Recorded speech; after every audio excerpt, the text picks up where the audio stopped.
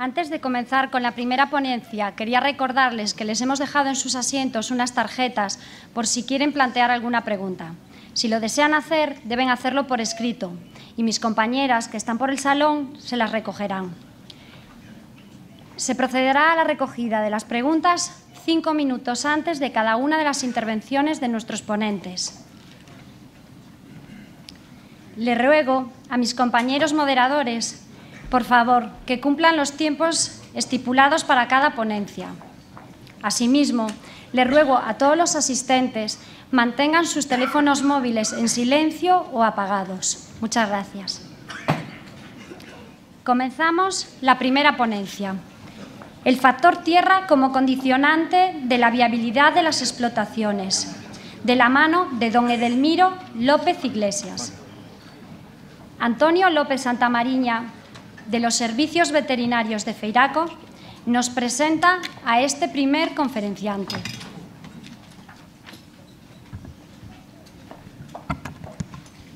Hola. Buenos días a todos.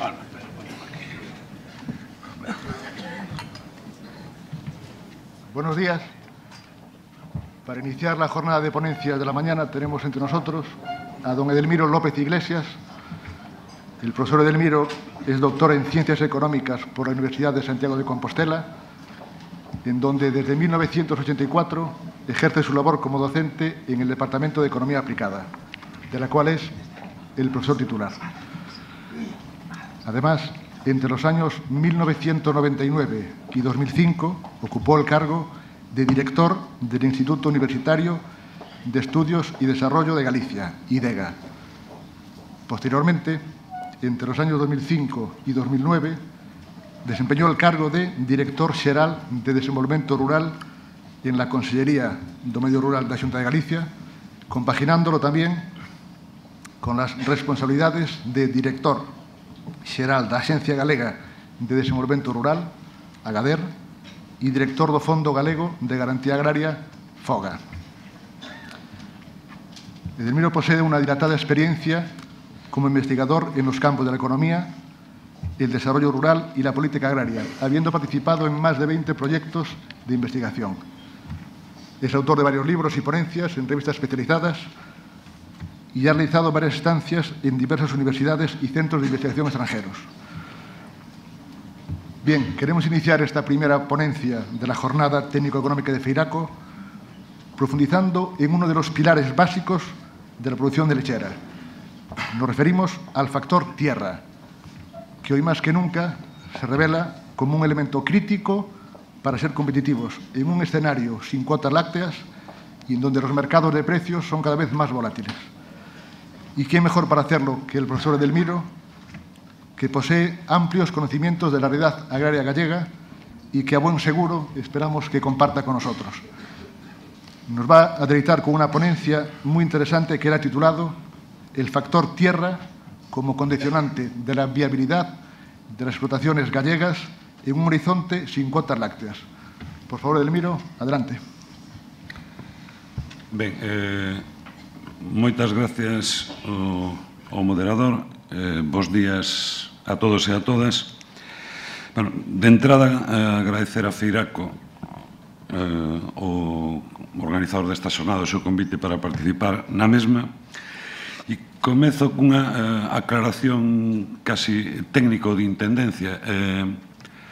Como vedes, a presentación prepareina en castelán, porque era as indicacións da organización técnica, pero unha vez que vin aos asistentes, e aínda que hai persoas de fora de Galicia, entre eles algún bello amigo, a verdade que me sentiría raro falarvos ao público maioritario en castelán. Por lo tanto, vou facer unha especie de bilingüismo armónico coa presentación en castelán e falando a todos vos galego, en todo caso, coas petición de comprensión aos amigos de fora de Galicia, pero estou seguro que así nos faremos entender todos. Ben, dado que o tempo do que dispoño é breve, comezo por adiantarvos que o contido básico da miña presentación, da miña ponencia, que queremos chamar, eu resumiría nunha idea bastante simple. O que pretendo é argumentar unha tese nada original, por outro lado, e bastante simple, que resumiría así: no novo contexto que xa se está configurando nos anos recentes e no que se vai configurar a medio plazo para as explotacións lácteas, o factor terra, entendendo por isto a disponibilidade, o acceso en cantidade suficiente a terra e o aproveitamento adecuado por parte dos produtores, o factor terra vai xugar un papel na viabilidade económica das explotacións moito maior do que tuvo nas últimas décadas. Este factor sempre xogou un papel importante, pero no futuro vai ser moito maior. Esta é a idea básica que quero argumentar e de aí extraer, espero que me dé tempo, algunhas implicacións do punto de vista das políticas públicas en relación co sector. Entón, preparar unha presentación con estes 5 apartados, é dicir, no primeiro, tratarei de argumentar esa tese básica de partida, a importancia renovada que adquire o factor terra no novo contexto para as explotacións lácteas, de modo particular, referirme sempre a Galicia, con adaptacións, sería aplicable a outras zonas con condicións climáticas similares. En todo caso, comezarei por argumentar esa tese de partida.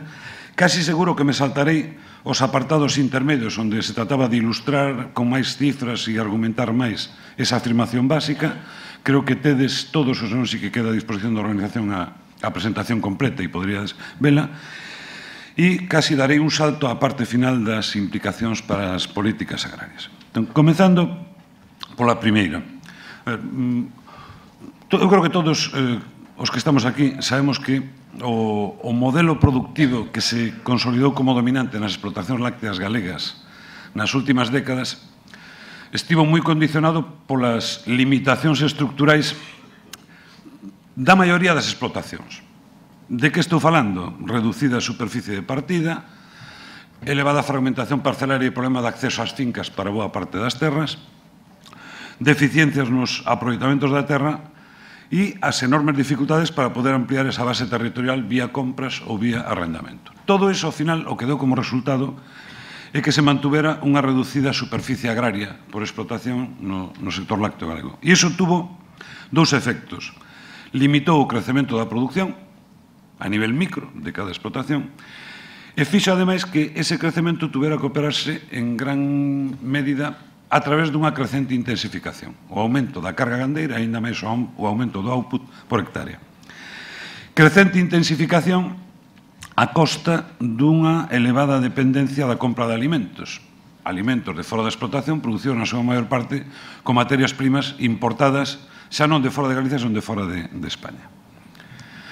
Algúns datos podría poñervos máis, pero trouxen aquí simplemente estes dous mapas para ilustrar. Están elaborados a partir dos datos da Rede Contable Agraria Europea, con moitas deficiencias, pero no primeiro o que figura é o peso que teñen as compras de alimentos sobre o precio do leite. É dicir, de cada 100 euros que obtes pola venta do leite, canto tes que destinar a compra de alimentos externos á explotación. Sin pararnos nunha coseta, podes ver que Galicia está no tramo de 25-30%, e, en xeral, as principais zonas produtoras de España están no tramo alto a nivel europeo, entre aquelas onde o coste, según estes datos, o coste de alimentación do gando sería máis alto. Completo con isto sería o peso que teñen as compras de alimentos sobre o total de costes operativos, aproximadamente os costes variables, para entendernos, da produción do leite. Bueno, insisto que os datos, as fontes que podríamos tomar son diversas, requerirían matices, pero en todo caso, o que nos mostra isto é que, con enormes diferencias entre unhas e outras explotacións, o que se consolidou en Galicia como dominante foi un modelo intensivo, fortemente dependente das compras de alimentos para o gando. Ben, ese modelo productivo presentaba, desde o principio, e sigue presentando hoxe, importantes problemas desde unha óptica, podríamos chamar, colectiva, pensando nun uso eficiente e sostible dos recursos do medio rural galego. Desde esa perspectiva era un modelo con moitos problemas desde o principio. Problemas tanto de tipo económico como tipo ambiental. De tipo económico, por qué? Porque ese modelo no sector lácteo, ao lado do desenvolvemento da gandería sin terras, contribuiu a que Galicia, nas últimas décadas, resiste unhas importacións cada vez maiores de alimentos para o gando, ao mesmo tempo que existen centos de miles de hectáreas potencialmente agrarias que están abandonadas ou infrautilizadas. Iso, do punto de vista do uso dos recursos do medio rural galego, é unha absoluta irracionalidade. Comprar fora ao mesmo tempo que desaproveitamos o potencial de produción forraxeira interna. E do punto de vista ambiental, e iso plantexaba problemas desde o principio a nivel colectivo, porque foise configurando unha situación en Galicia na que coexisten dous fenómenos en principio totalmente contrapostos. Normalmente, ou sobre todo entre distintas comarcas, pero a veces mesmo na mesma parroquia. Por un lado, temos unha crecente intensificación productiva nunha parte pequena do territorio, con problemas de contaminación de augas e outros problemas ambientais que iso acaba orixinando, e ao lado deso o abandono ou a subutilización de grandes extensións, tanto antiguas terras de cultivos e pastos que quedaron abandonadas, como, sobre todo, terras de monte onde desapareceron os usos tradicionais e non se consolidaron outros novos. Entón, o cual, entre outras cousas, veu contribuindo a alimentar o problema dos incendios forestais. Ben, o que eu quero destacar é que, sendo certo que ese modelo presentaba problemas graves dun punto de vista do uso racional do recurso do medio rural galego desde esa óptica colectiva, en cambio, era un modelo totalmente racional a nivel microeconómico, desde a perspectiva do produtor individual. E permitía, até anos recentes, obter uns resultados económicos aceptables. Por que digo que era racional do punto de vista do produtor individual? Porque pensemos, dadas as dificultades para acceder a máis terras, para comprar ou arrendar máis terras, dado que a solución a ese problema non estaba en maus de cada gandeiro individual, porque requeriría certos cambios no marco institucional en relación cos usos da terra, dada esa situación, era totalmente racional que se eu necesitaba incrementar a produción para alcanzar un nivel mínimo de renda, optara pola vía que tiña, que era a de intensificar por unidade de superficie. Por tanto, era unha opción totalmente racional. Ademais, eso no contexto en que tiña que traballar cada gandeiro individual.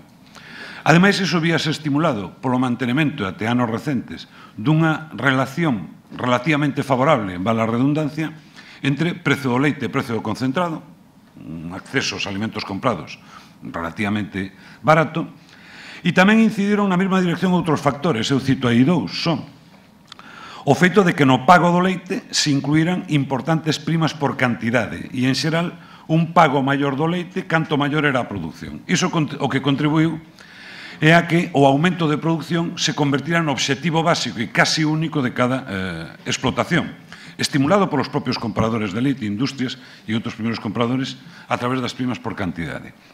E na mesma liña tamén contribuiu a iso o feito de que cando se introducen pagos directos, axudas directas no sector lácteo a nivel europeo, coa prima láctea en 2004, que posteriormente se incorpora o pago único, esas axudas estaban ligadas ao volume de produción, exactamente, como todos sabedes, ao volume de cuota de partida, pero o que implicaba é que canto máis cuota tiñas consolidada por hectárea, máis cobras por hectárea. Bueno, todo iso é para argumentar que, plantexando problemas a nivel dunha óptica colectiva, era un modelo racional do punto de vista microeconómico, do punto de vista do produtor individual. O problema é que ese contexto no que podíamos decir que ese era un comportamento racional e que permitía uns resultados económicos aceptables, ese contexto, en líneas xerais, podemos decir que se mantuvo até o 2007-2008, con variantes ao longo do tempo.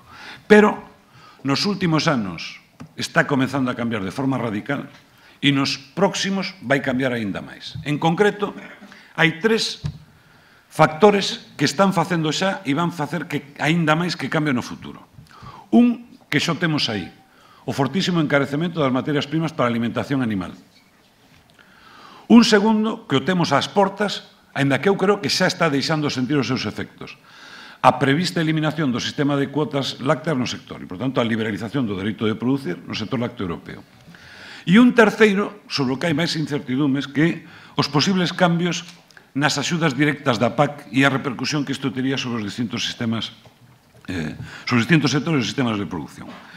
Brevemente, primeiro que cambiou e que fai que o contexto nos últimos anos xa comeza a ser moi distinto do que antes decía, o referido ao coste das materias primas para a alimentación animal. O que vemos desde o ano 2007 é unha volatilidade cada vez maior dos precios destas materias primas nos mercados mundiais, nunha tendencia a medio prazo fortemente alcista.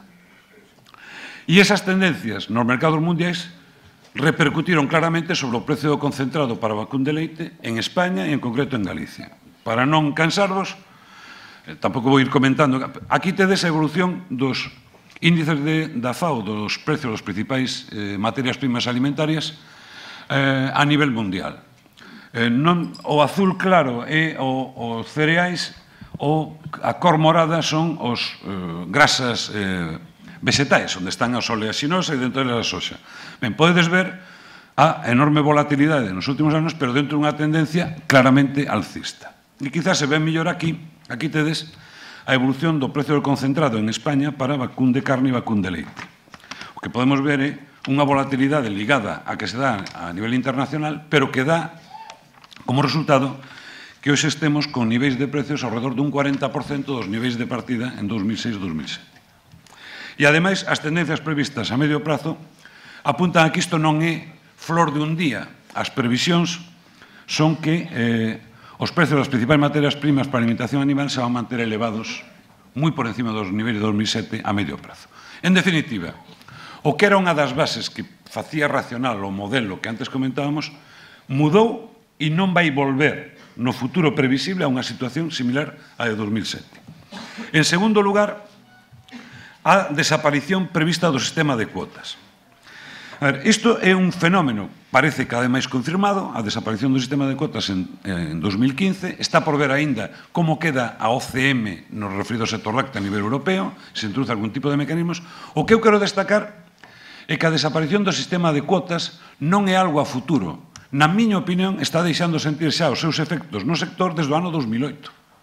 Co aumento de cuota que se aproba xa no ano 2008 e o chamado aterraxe suave que se vai aplicando a partir de 2009. A partir de aí xa estamos, o sector xa está sentindo os efectos do futura desaparición do sistema de cuotas. Que impacto vai ter eso no sector lácteo en Galicia? Obviamente non pretendo aquí, a mesa acaba de decir que xa me queda un tempo limitado, desenvolverlo en detalle. Simplemente decir que hai algunhas cousas, sobre todo dúas, que parecen claras. Primeiro, o previsible é que iso orixine un aumento da produción láctea na Unión Europea coa conseguinte presión á baixa sobre os precios. E, ademais, tamén é previsible que iso facilite a eliminación da contingentación da produción, que a produción láctea en Europa tenda a concentrarse naquelas zonas con maiores ventaxas competitivas. Onde poden estar esas ventaxas competitivas?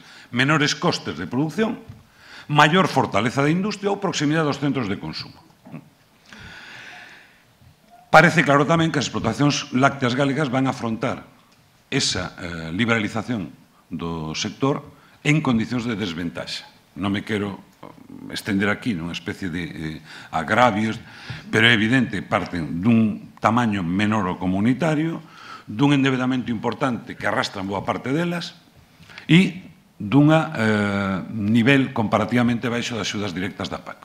Iso por limitar nas explotacións. Eu creo que son máis importantes os problemas no conxunto da cadea, na industria e na articulación entre os distintos segmentos da cadea. Pero hoxe tócame referirme aquí só ao primeiro das explotacións. Frente a iso, a gran baza coa que contan a medio prazo as explotacións lácteas galegas é o potencial para reducir os costes de produción na medida en que se orienten cara a modelos baseados nos recursos forraxeiros propios e menos dependentes dos alimentos comprados para o gando. O terceiro e último elemento, e xa vou ir concluindo esta idea inicial, despois vexo hasta onde chego no resto que os tiña preparado, o terceiro e último elemento que vai cambiar as cousas a medio plazo refírese á reforma das axudas directas da política agraria común.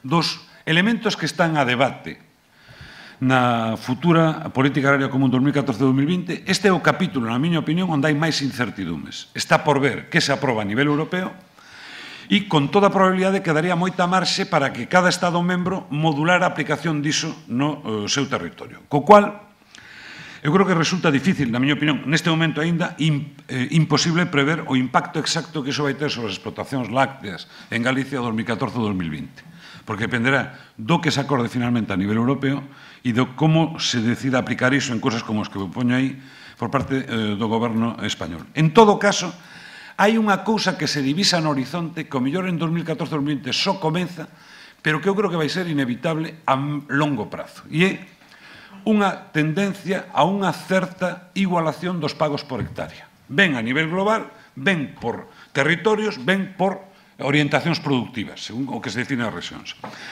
E iso que implica para explotacións con modelo como o que se configurou na explotación láctea galegas un risco importante. Na medida en que se tenda unha igualación dos pagos directos por hectárea, isto penalizará aquelas explotacións coas maiores cargas e as maiores producións por hectárea. Por tanto, que teñen consolidadas maiores axudas por hectárea. E podría dar lugar á paradoxa de que unhas explotacións cuns pagos por explotación e por traballador baixos, pero como teñen pouca superficie, uns pagos por hectárea altas, acabarán vendo reducidas aínda máis esas axudas.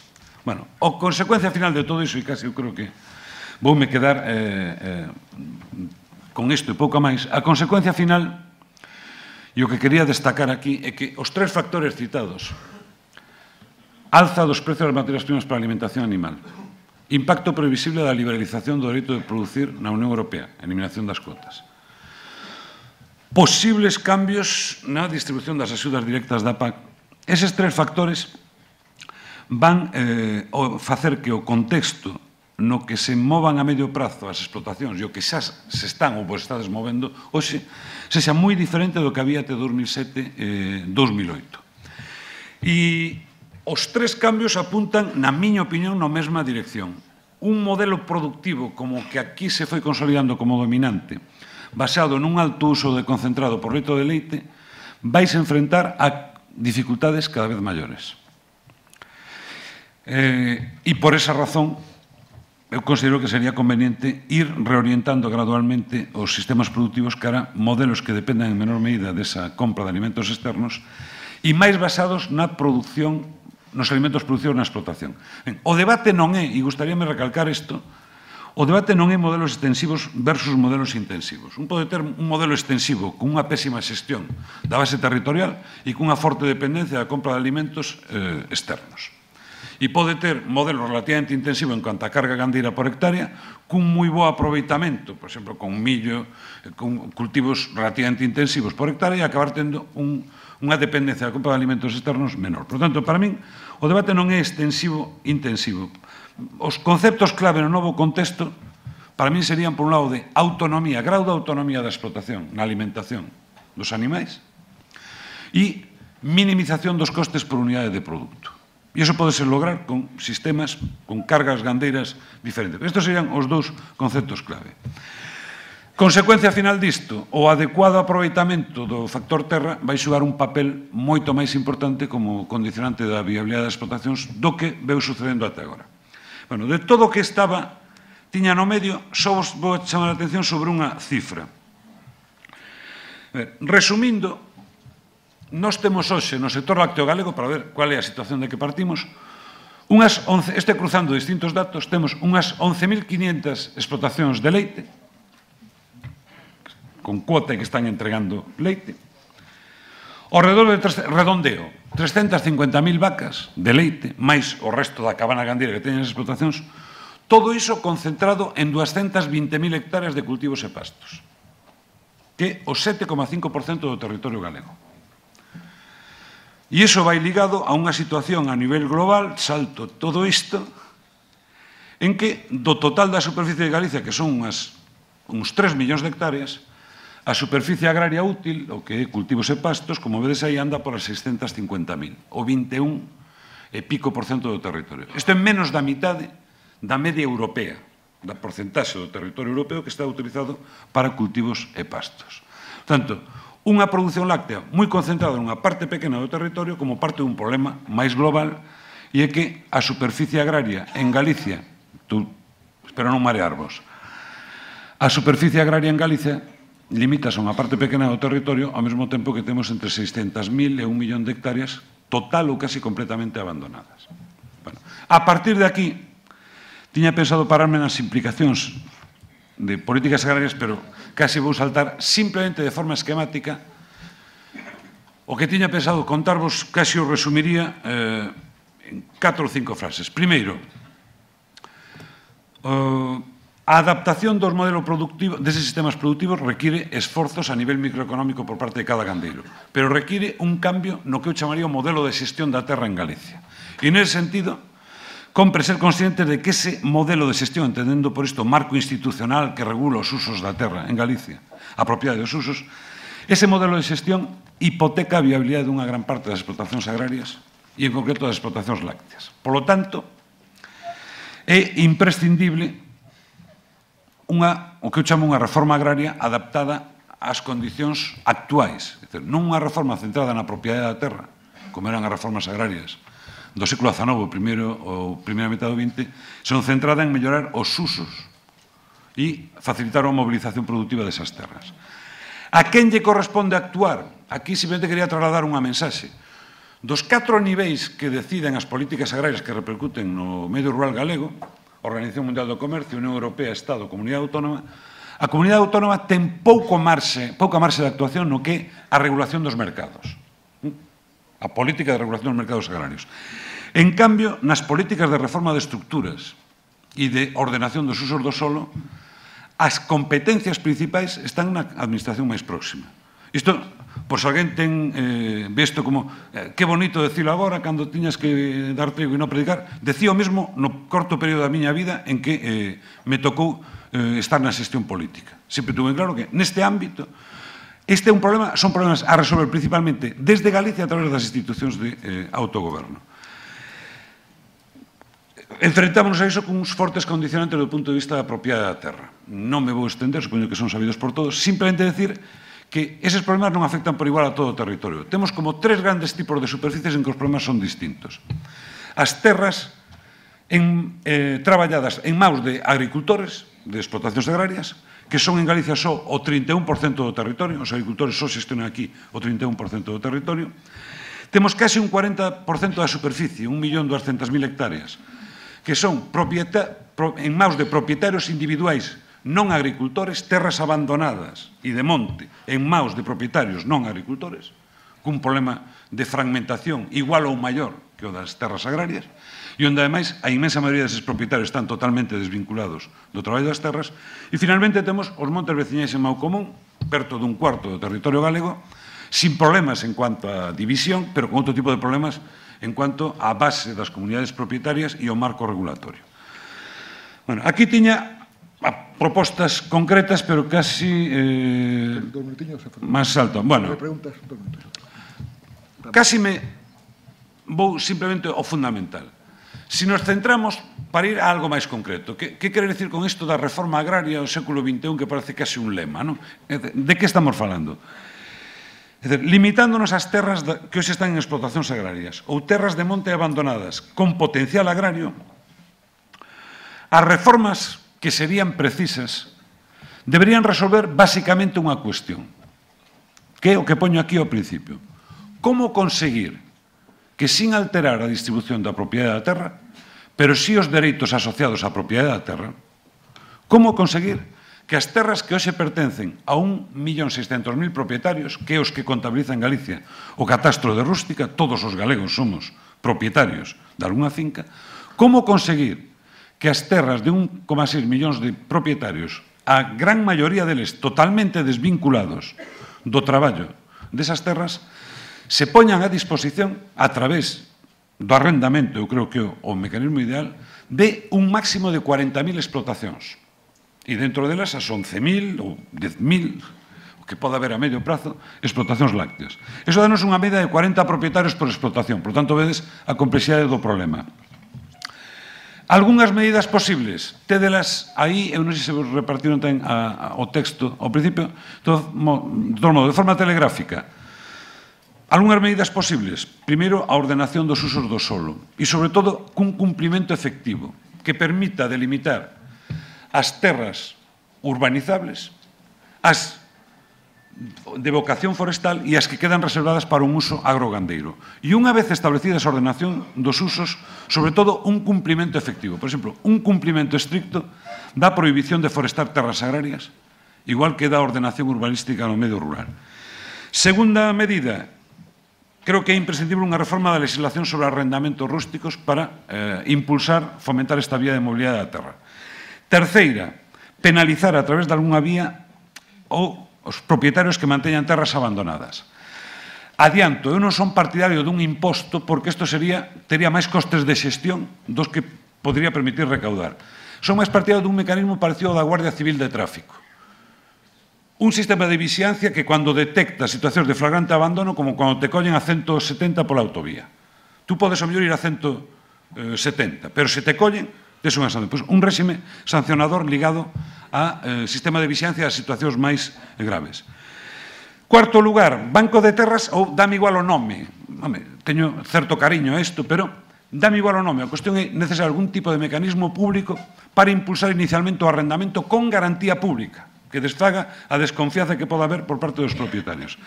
E, finalmente, é necesario reorientar as axudas aos investimentos nas explotacións de tal modo que se prioricen aqueles investimentos máis ligados ou máis dirixidos á reducción de costes e aos sistemas máis vinculados á terra. E, como última, suxiro aí a posibilidade, algo que xa se veu facendo desde 2007, que é utilizar as axudas agroambientais para estimular esa reorientación dos sistemas productivos. Bueno, tiña máis recetas para a cociña do futuro, pero, como sempre, a capacidade de síntese non está entre as miñas escasas virtudes e por eso debo ter este final un pouco abrupto da intervención. Moitas gracias a todos. Gracias, Edelmiro.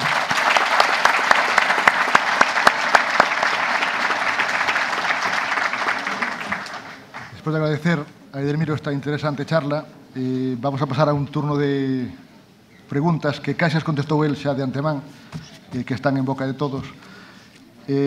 Coa brevedade que che pediría, a pregunta máis xenérica que surge nesta sala é como conxeniar que sea económicamente factible e socialmente aceptable todo ese conxunto de ideas que propós, como se articularía, casi diría que de maneira imposible, pero bueno.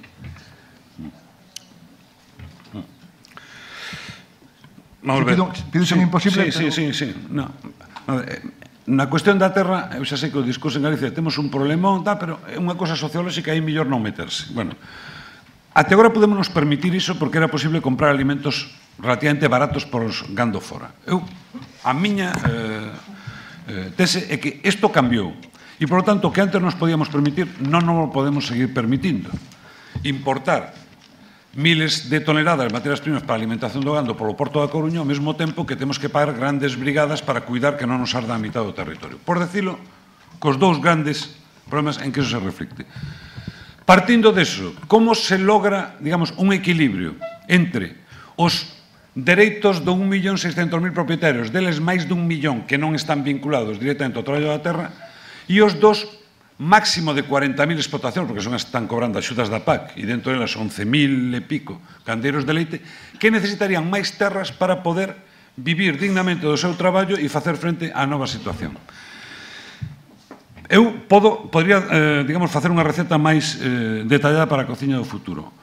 O que sí diría é, a través de medidas sin tirarse ao monte, pero partindo dun principio claro, que é unha frase que a mí me gusta moito, aínda que sone moi coloquial, que é imposible facer tortillas sin romper ovos.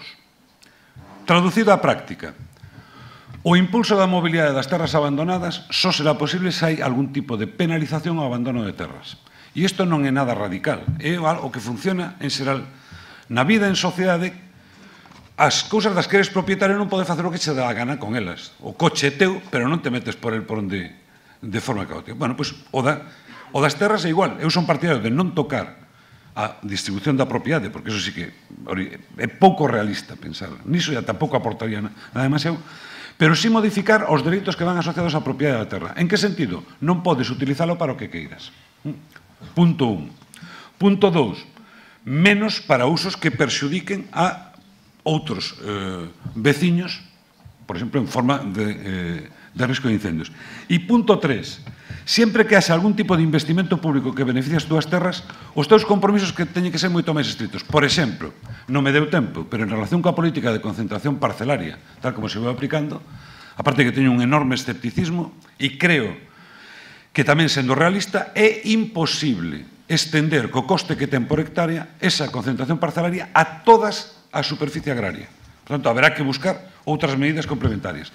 Pero na medida en que se siga aplicando, porque hai zonas abertas, co proceso aberto, na medida en que se siga aplicando, é necesario establecer obligacións moito máis estrictas sobre os propietarios desas terras, compromiso moito máis estricto de seguir destinando esas terras a usos agrarios durante un período prolongado. Por qué?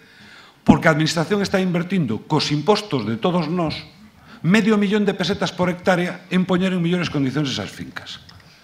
Entón, a sociedade ten dereito a cambio pedir que esas terras sigan utilizadas para un fin útil socialmente. Entón, como conciliar? Eu creo que é perfectamente posible e onde, como mellor o vemos, é viaxando. É dicir, o que este tipo de ideas de como que se poden aplicar en Galicia é algo bastante normal en gran parte de Europa Occidental. Moi ben, mira, harto interesante a resposta, pero quedan moitas cousas no tinteiro, moitas preguntas interesantes que na sesión de tarde daremos conta delas no inicio da mesa redonda. Moitas gracias de novo, Delimiro.